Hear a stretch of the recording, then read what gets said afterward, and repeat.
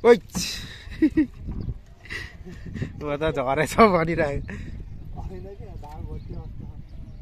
घोटी खाने हेरे फ्यालिदिइहाल्थ्यो धागो अब एउटै काँडा छ त्यही पनि सक्यो भने अब कति महिना आउँदैन काँडा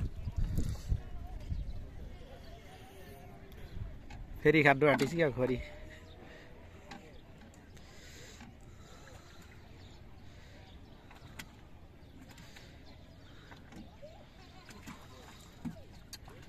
हातैले निकाल्नु त अब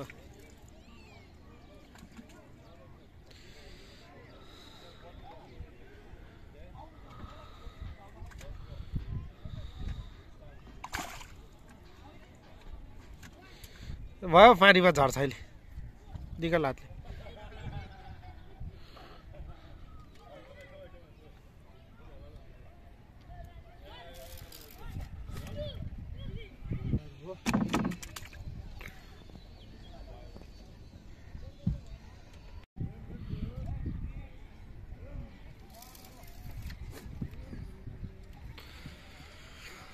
सहर सहर सहर सहर पर है सहर ओइ लग्यो लग्यो लग्यो सहरले सहर सहरहरू टन्न भएको छ आज ढाडामा काँडा भएको सहर ढाडामा काँडा भएको सहर टन्न भेला भएको छ आज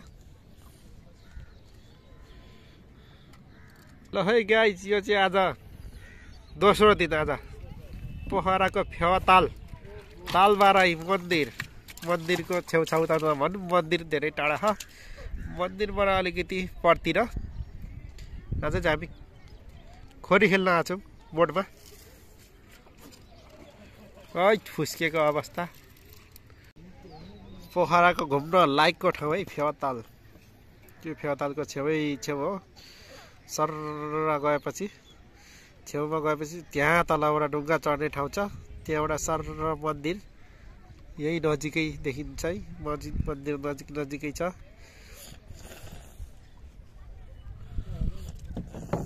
घुम्न आउनु भने ठाउँ रमाइलो छ पोखरा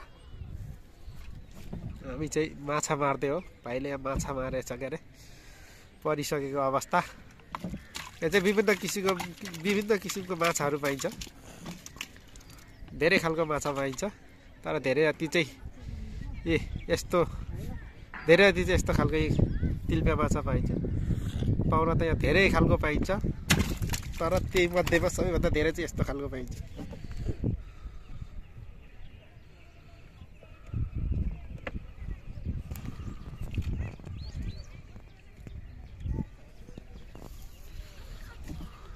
अर्को पनि पारेको अवस्था हजुरहरूलाई माछा खान मन छ भनेदेखि सम्पर्क गर्न सक्नुहुन्छ है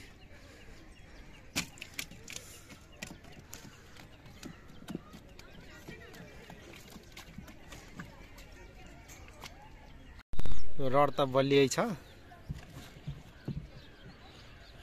हतपत भाँचिँदैन काँडा चाहिँ एउटै पिस भएकोले गर्दा टेन्सन के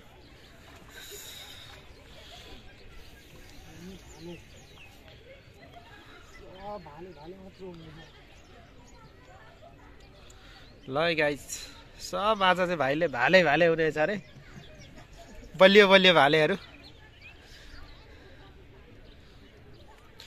यो माछा चाहिँ बारबिकी पनि बनाएर खान सकिन्छ है गाइस बारबिकी बनाउने माछाहरू चाहिँ यही हो हजुरहरूले माझी कुना पुगेर बारबिकी खानुहुन्छ सब यही माछा हो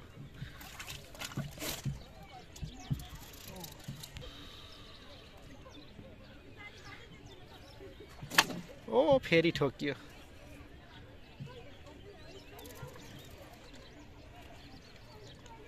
छेउमा राख्न पर्ने रहेछ बरु है।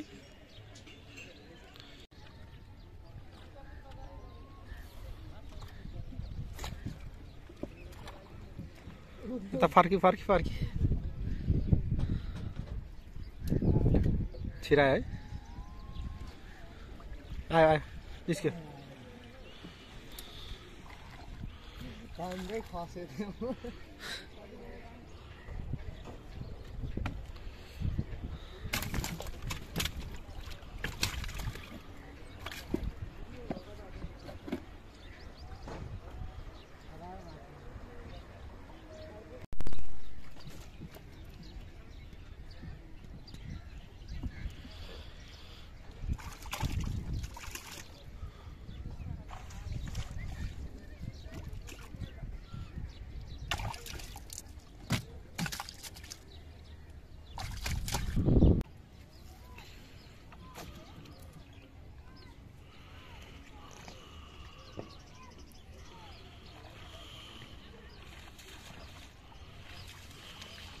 भैँसी तानै तान्छ जस्तो कि भैँसी तानै तान्छ जस्तो सानोदेखि हेपेर है क्या।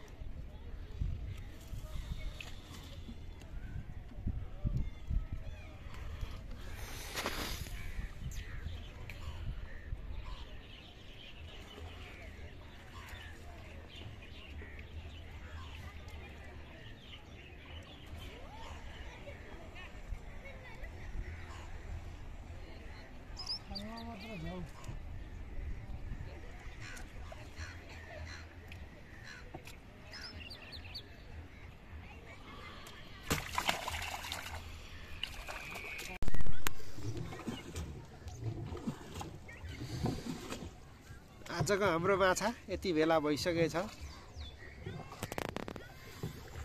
कति घाम हो, क्यामेरा कस्तो मधुरो देखियो।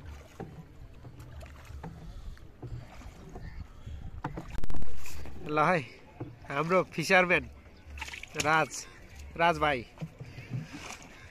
फेवातालको सबैभन्दा नम्बर 1 फिसरम्यान हाम्रो। हो सही हो मारिसकेको छ 6-7 किलो त केटोले। लाग्यो 1.5 घन्टा जतिमा मार्यो। 7 किलो भन्दा पनि बढी होला अझ।